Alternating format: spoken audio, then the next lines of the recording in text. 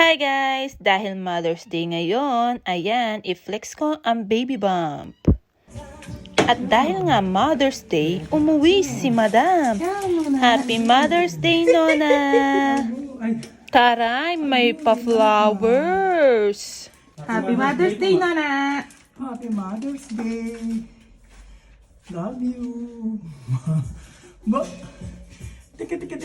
Ayan si Martina, sasalubong kay Nona.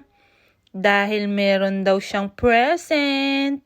Ayan, hawak ni Nona ang kanyang Pringles. Tig-isa daw sila ni Ate Reby. Nalito pa nga ako. Ayan, love and kiss. Syempre, thank you, Nona. Ayan nga pala si Matia. Kaya matagal-tagal po kaming walang vlog dahil nagkasakit si Matia. Ngayon lang po siya gumaling, kaya naligo na siya. Ayan o, gustong-gusto. Matagal-tagal din daw siyang hindi naligo. Kaya ayan, enjoy na enjoy ang bebe. Thank you po dahil magaling na siya.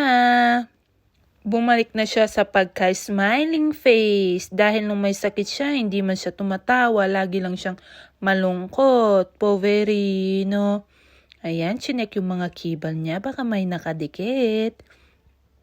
Pagkatapos nga niyang maligo, as usual, knockout na naman po ang bebe. At dahil Mother's Day ngayon, nagluto kami ng barbecue, manok, at baboy. At dumating din si Nono.